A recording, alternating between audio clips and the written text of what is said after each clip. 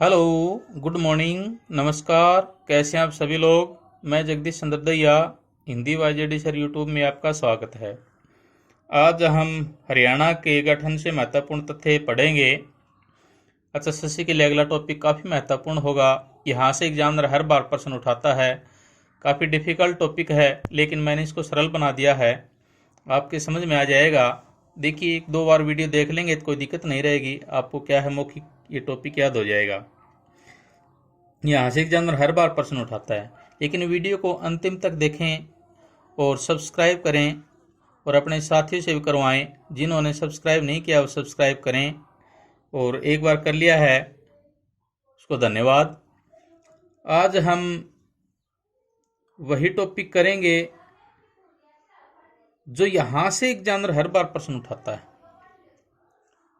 देखिए, हरियाणा का जो गठन है उससे महत्वपूर्ण जो व्यक्ति हैं वो कौन कौन है, एक बार वो देख लीजिए।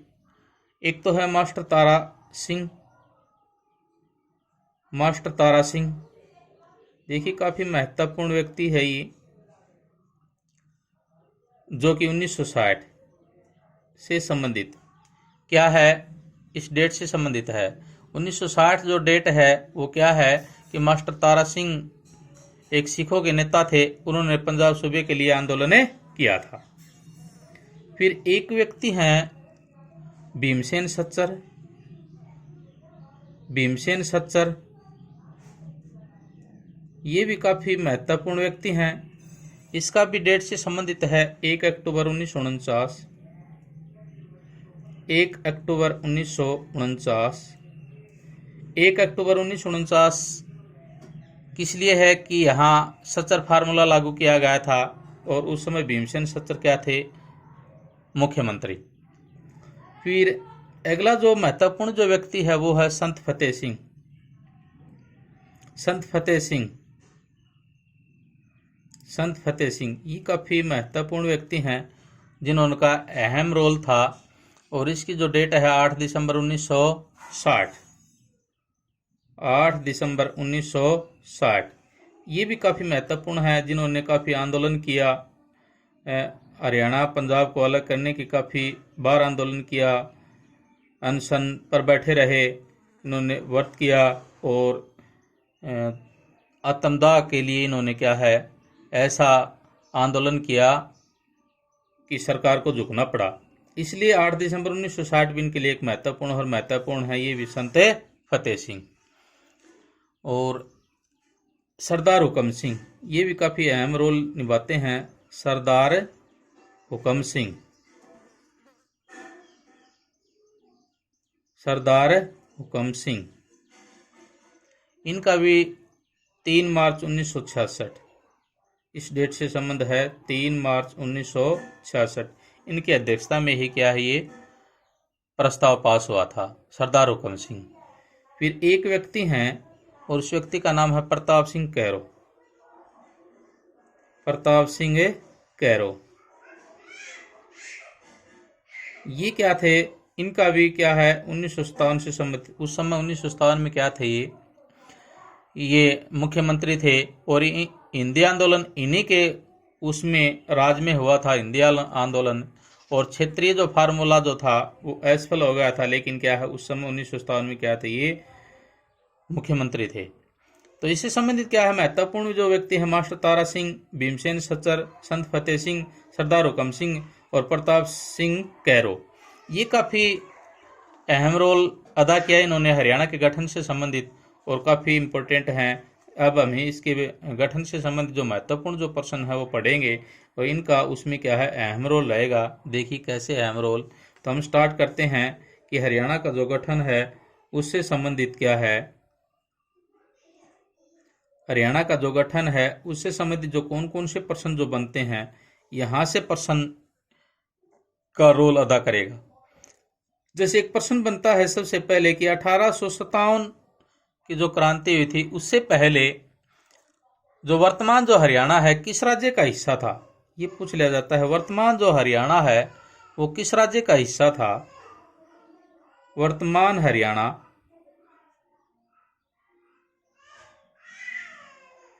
किस राज्य का हिस्सा था। किस राज्य का हिस्सा था? तो ये प्रश्न बनता है कि किस राज्य का हिस्सा था। तो ये ध्यान रखना हमें कि किस राज्य का हिस्सा था ये। तो ये था उत्तर प्रदेश, इसका था उत्तर प्रदेश। देखिए काफी अच्छा प्रश्न है कि 1857 से पहले जो वर्तमान जो हरियाणा है वो कि हरियाणा और पंजाब के गठन से पहले किस राज्य का हिस्सा था? तो किस राज्य का हिस्सा था? उत्तर प्रदेश। काफी अच्छा प्रश्न है ये।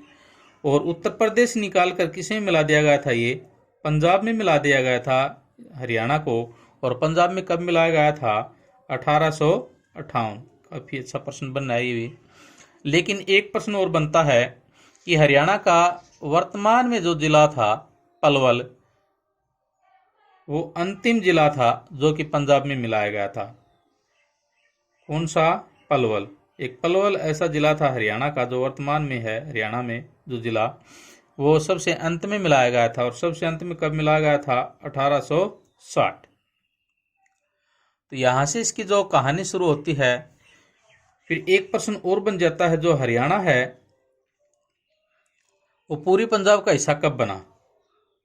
जो हरियाणा है वो पूरी पंजाब का हिस्सा कब बना? पूरी पंजाब का हिस्सा, पूरी पंजाब का हिस्सा कब बना था? तो ये बना था 1947 में।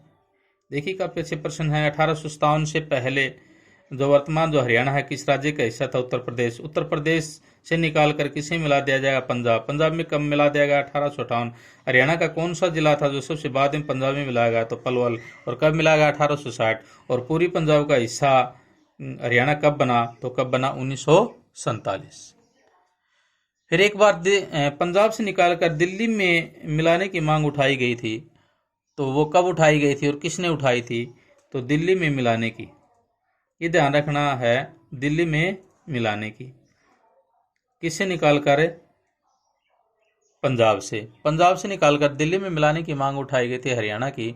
तो कब उठाई गई थी? 1926 में उठाई गई थी। और किसने उठाई थी? पीर जादा मोहम्मद हुसैन। काफी अच्छा प्रश्न है ये। पीर जादा मोहम्मद हुसैन ने ये क्या था? मांग उठाई थी। कब उठाई थी? 1926 में। और कैसे उठाई थी? दिल्ली में मिलाने की। किससे अलग करने के लिए? पंजाब से अलग करने के लिए। फिर एक प्रश्न और बनता है इसमें कि एक अजीत पत्र है, अजीत पत्र। और अजीत पत्र के जो संपादक थे वो कौन थे? मास्टर तारा सिंह। जो अजीत पत्र है उसमें 1948 में पंजाब सूबे की मांग उठी। किसकी मांग उठी? पंजाब सूबे की मांग उठी। और पंजाब सूबा क्या होता है? सिख राज्य। यानी सिख राज्य की मांग कब उठी? 1948 में। और किस पत्र में उठी? अजीत सिंह पत्र। अजीत सिंह पत्र के संपादक कौन थे? मास्टर तारा सिंह। देखिए काफी सारे प्रश्न बन जाते हैं। फिर एक प्रश्न और निकलता है कि सच्चर फार्मूला। ये काफी अच्छा, कई बार अच्छा से पूछा गया है। सच्चर फार्मूला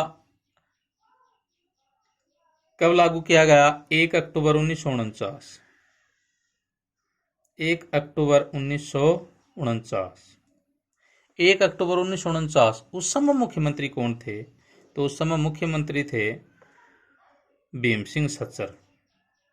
उस समय जो मुख्यमंत्री थे वो कौन थे? भीम सिंह सच्चर। इसलिए क्या है? भीम सिंह सच्चर। देखिए सच्चर फार्मूला लागू किया गया था 1 अक्टूबर 1949। और 1 अक्टूबर 1949 उस समय मुख्यमंत्री कौन थे? भीम सिंह सच्चर। तो ये प्रश्न क्या है? काफी इंपॉर्टेंट है, कई बार पेपर में पूछा जा चुका है। सच्चर फार्मूले में क्या था? जो क्षेत्र के हिसाब से इसको बांटा गया है। किसको? पंजाब को। किस हिसाब से बांटा गया? इसको दो हिस्सों में बांटा गया। एक तो बांटा गया हिंदी क्षेत्र और दूसरा पंजाबी क्षेत्र। क्या था? सचर फार्मूला जो लागू किया गया 1 अक्टूबर 1949 को, सब मुख्यमंत्री कौन थे? भीम सिंह सचर। और पंजाब को कितने क्षेत्रों में बांटा गया? 2 क्षेत्रों में, हिंदी क्षेत्र और पंजाबी क्षेत्र। ये विशेषकर ध्यान रखना हमें। तो यहाँ से प्रश्न कौन कौन से बनते हैं कि 1857 से पहले वर्तमान जो हरियाणा किस राज्य का हिस्सा था? उत्तर प्रदेश। उत्तर प्रदेश निकालकर किस राज्य में मिला दिया गया? पंजाब। और राज्य में नहीं, पंजाब में मिला दिया गया। और कब मिला गया? 1858। और हरियाणा का कौन सा ऐसा जिला था सबसे लास्ट में पंजाब में मिलाया गया? तो पलवल। और कब मिला गया? 1860। और पूरी पंजाब का हिस्सा हरियाणा कब बना? 1947। और पंजाब से निकालकर दिल्ली में मिलाने की जो मांग है वो किसने उठाई? 1926 में उठाई। किसने उठाई? पीरजादा मोहम्मद शाह ने, हुसैन ने। और एक अजीत पत्र था, उसके संपादक थे मास्टर तारा सिंह, जो कि 1948 में पंजाब सूबे की इसमें पत्र में क्या उठी थी? मांग उठी थी। फिर सचर फार्मूला लागू किया गया। कब किया गया? 1 अक्टूबर 1949। उस समय मुख्यमंत्री कौन थे? भीम सिंह सचर। और उस सचर फार्मूला में पंजाब को 2 क्षेत्रों में बांटा गया। कौन कौन से क्षेत्र? हिंदी क्षेत्र और पंजाबी क्षेत्र। अब देखिए आगे इसकी क्या कहानी बनती है। फिर राज्य पुनर्गठन आयोग, राज्य पुनर्गठन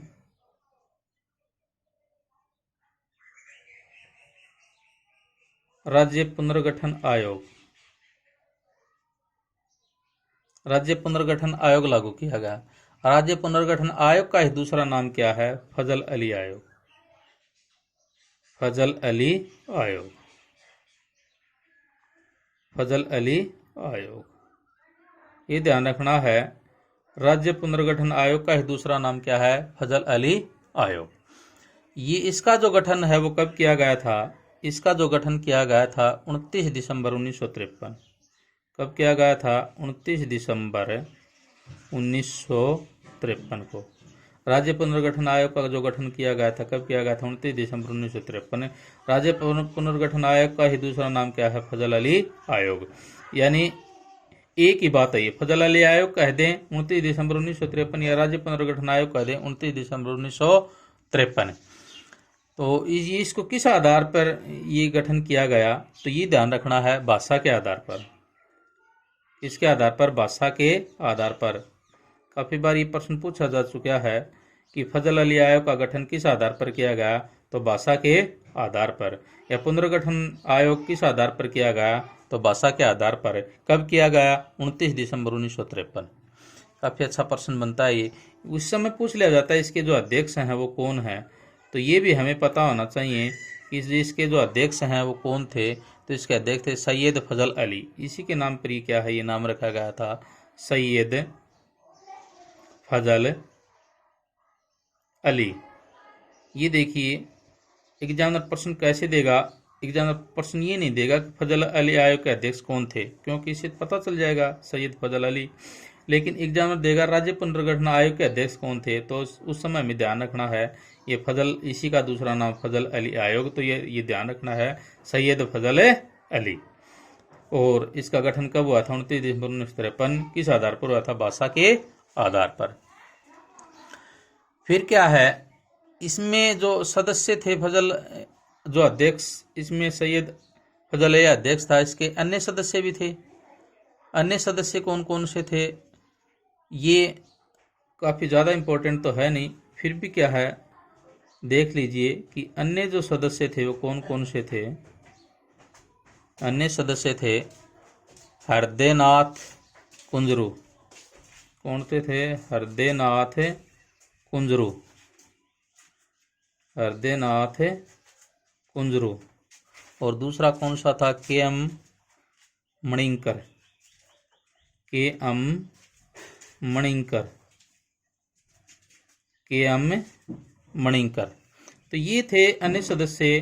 जो मेन अध्यक्ष कौन था? सैयद फजल अली। और अन्य सदस्य कौन थे? हरदेनाथ कुंजरू। और दूसरा कौन था? के.एम. मणिंकर। और क्षेत्रीय फार्मूला का जो इन्होंने क्या रखा था, एक प्रस्ताव रखा। किसने? सैयद फजल अली ने। कौन सा प्रस्ताव रखा?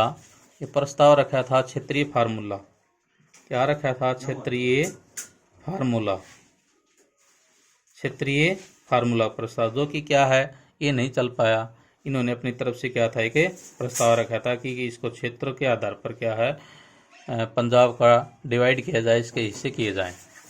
उसके बाद क्या था, इन्होंने अपनी जो रिपोर्ट थी वो वापस सौंपी। कब सौंपी रिपोर्ट? रिपोर्ट सौंपी कब? 24 जुलाई 1956।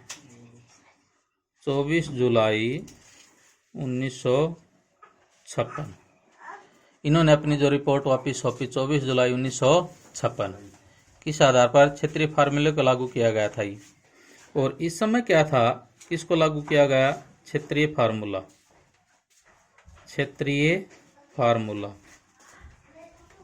क्षेत्रीय फार्मूले को क्या था, लागू किया गया। कब? 24 जुलाई 1956। और क्षेत्रीय जो फार्मूले को लागू किया गया तो उस समय इसको कितने क्षेत्रों में आधार पर डिवाइड किया गया? दो, एक तो हिंदी क्षेत्र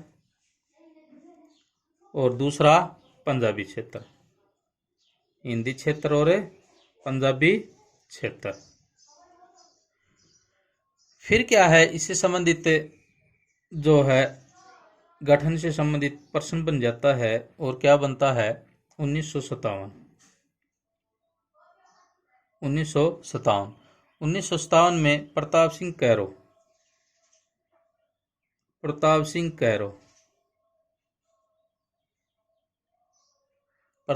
कैरो क्या थे? मुख्यमंत्री थे। क्या थे? मुख्यमंत्री। उस समय क्या था, हिंदी आंदोलन हुआ। क्या हुआ? हिंदी आंदोलन। उस समय हिंदी आंदोलन हुआ। और हिंदी आंदोलन हुआ तो क्षेत्रीय फार्मूला क्या रहा? एसफेल है। कब? प्रताप सिंह कैरो के उसमें जब हिंदी आंदोलन हुआ तो जो क्षेत्रीय जो फार्मूला था वो क्या रह गया? एसफेल। फिर 1960 की बात है। 1960 उसमें सिखों के नेता थे। कौन थे? सिखों के नेता। और सिखों के नेता कौन थे? मैंने पहले ही बताया था। सिखों के नेता थे मास्टर तारा सिंह। सिखों के नेता थे मास्टर तारा सिंह। और सिखों के नेता मास्टर तारा सिंह ने आंदोलन किया किसके लिए? पंजाब के सूबे के लिए। पंजाब सूबे के लिए। पंजाब सूबे के लिए आंदोलन किया। पंजाब सूबे के लिए आंदोलन किसने किया? मास्टर तारा सिंह ने। ये मास्टर तारा सिंह कौन थे? सिखों के नेता। कब किया? 1960 में। उसके बाद प्रश्न बन जाता है 8 दिसंबर 1960। 8 दिसंबर 1960 ये प्रश्न बनता है 8 दिसंबर 1960। इसमें शिरोमणि अकाली दल के नेता थे फतेह सिंह। कौन थे? फतेह सिंह। शिरोमणि आंदोलन, शिरोमणि अकाली दल के नेता। अकाली दल के नेता कौन थे? संत फतेह सिंह।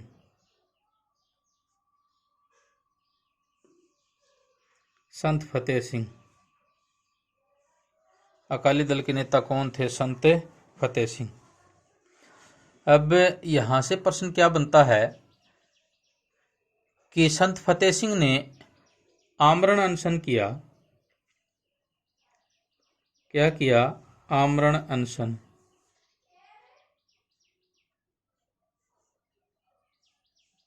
संत फतेह सिंह ने क्या किया? आमरण अनशन किया। आमरण अनशन किया तो नेहरू ने उस समय भारत के प्रधानमंत्री कौन थे? पंडित जवाहरलाल नेहरू। उन्होंने क्या किया कि नेहरू की मदद करने ने जो कथन दिया तो उस कथन से क्या था, उन्होंने इसके समझ में आ गई और उन्होंने वो अनशन क्या कर दिया, तोड़ दिया। और वो अनशन कब तोड़ा, 9 जनवरी 1961, 9 जनवरी 1961 उन्होंने वो आंदोलन तोड़ दिया। क्यों तोड़ा कि भारत के जो प्रधानमंत्री थे पंडित जवाहरलाल नेहरू, उन्होंने क्या थे, उनकी मदद से संबंधित जो कथन थे वो स्वीकार कर लिए और फिर उन्होंने उस आंदोलन को वापस से ले लिया। आंदोलन तो क्या था, 8 दिसंबर 1960 और उन्होंने वापस कब लिया, 9 जनवरी 1961। उसके बाद देखिए क्या प्रश्न उठता है गठन से संबंधित कि 16 अगस्त 1965,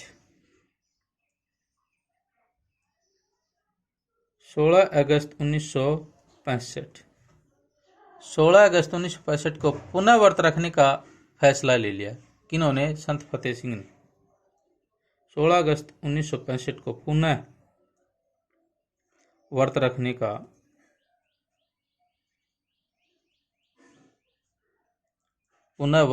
का फैसला लिया।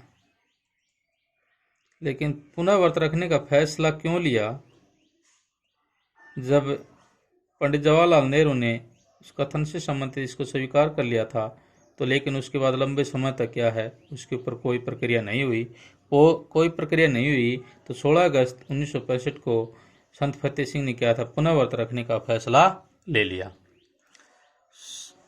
तो रखने का जो फैसला लिया था, उस समय क्या हो गया, भारत पाक युद्ध हो गया। क्या हो गया, 1965 को भारत पाक युद्ध। और इसके संकट को देखते हुए इन्होंने क्या था, इसका जो व्रत था वो क्या कर दिया, स्थगित कर दिया। उस व्रत को क्या कर दिया, स्थगित कर दिया। स्थगित का मतलब है उन्होंने खत्म नहीं किया, आगे बढ़ा दिया, ताकि क्या है, ये भारत पाक युद्ध हो जाएगा, उसके बाद क्या है, उस व्रत को वापिस मैं करूँगा, और आगे के लिए इसको स्थगित कर दिया। इसके बाद इन्होंने क्या था, देखिए एक मेन महत्वपूर्ण है कि ये कब कोई जो व्रत रखा तो कोई ऐसा वैसा नहीं था। इन्होंने क्या था, कसम खाई थी किसकी, कि अपने आप को या जलाकर आत्मदाह कर लेंगे, आत्मदाह है कर लेंगे। इसलिए क्या था, इन्होंने क्या था, ये व्रत रखा कि खुद को जला लेंगे और ये जो साथी हैं उनको क्या हम जलाकर आत्मदाह कर लेंगे, ताकि इस मांग को पूरा किया जाए। इस प्रकार उन्होंने ऐसा व्रत लिया। देखिए व्रत, भारत पाक का युद्ध हुआ तो भी इन्होंने क्या था, वापस नहीं लिया। क्या किया इन्होंने, उसको स्थगित कर दिया। क्यों कि देश के ऊपर संकट को देखते हुए। लेकिन बाद में क्या था, जब ये भारत पाक युद्ध हुआ तो उसी समय फिर इन्होंने क्या था, अपना वही व्रत फिर रख दिया और उस अनशन के ऊपर बैठ गए।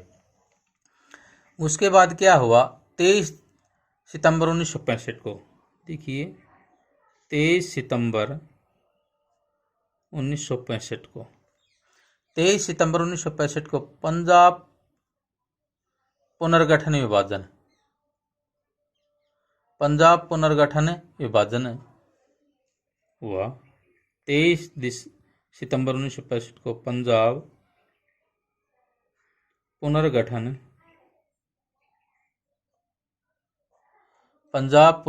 विभाजन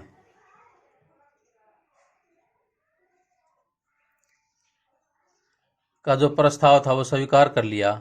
लेकिन उस समय अध्यक्ष कौन थे, देखिए उस समय जो अध्यक्ष थे वो कौन थे, उस समय अध्यक्ष सरदार हुकम सिंह, सरदार हुकम सिंह, सरदार हुकम सिंह। देखिए 23 सितंबर 1965 को पंजाब पुनर्गठन विभाजन का जो प्रस्ताव पास हुआ, उस समय उसके अध्यक्ष कौन थे, सरदार हुकम सिंह थे। और भारत के गृह मंत्री जो थे, उन्होंने पंजाब के पुनर्गठन निर्णय से संबंधित जो घोषणा कर दी थी वो सही की थी। उस समय अध्यक्ष थे सरदार हुकम सिंह। यानी भारत के जो गृह मंत्री थे उन्होंने इसको चीज़ को क्या कर लिया, स्वीकार कर लिया, और पंजाब पुनर्गठन विभाजन के लिए जो तथ्य थे वो स्वीकार कर लिए। और अध्यक्ष थे सरदार हुकम सिंह। लेकिन पंजाब पुनर्गठन के लिए संसदीय समिति किसके नेतृत्व में गठित की गई? ये प्रश्न बन जाता है कि किसके नेतृत्व में गठित की गई, तो सरदार हुकम सिंह की। पंजाब पुनर्गठन के लिए जो संसदीय समिति किसके अध्यक्ष में गठित की गई, तो सरदार हुकम सिंह ने। फिर यह जाता है सीमा आयोग। एक प्रश्न और बन जाता है सीमा आयोग। सीमा आयोग, सीमा आयोग कब लागू किया गया? तो ये लागू किया गया था 23 अप्रैल 1966। 23 अप्रैल 1966। ये सिफारिश किसने की थी? देखिए, सीमा आयोग की जो सिफारिश थी वो किसने की थी?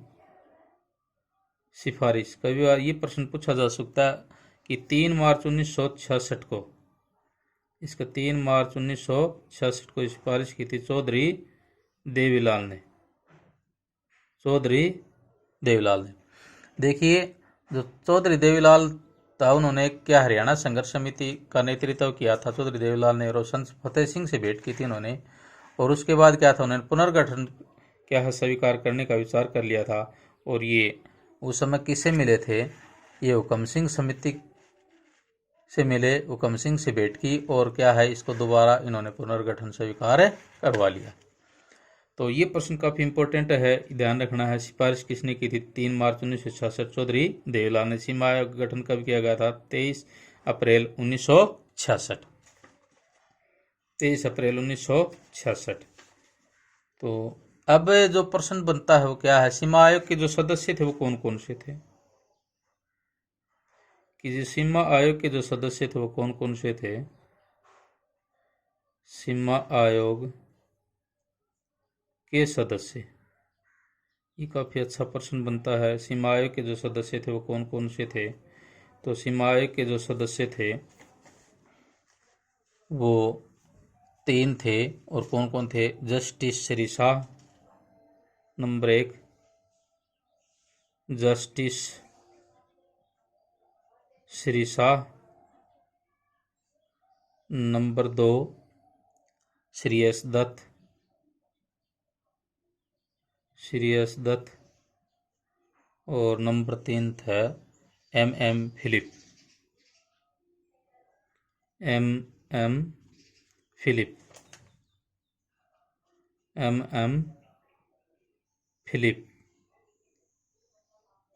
ये थे सीमा आयोग के सदस्य, जस्टिस श्री शाह, श्री एस दत्त और एम फिलिप। तो ये जो प्रश्न हैं यहाँ से बनते हैं। बाकी वीडियो बड़ी हो जाएगी, बाकी बचे हुए जो प्रश्न है अगली वीडियो में करेंगे। तो आज के लिए इतना ही। सब्सक्राइब करें। धन्यवाद।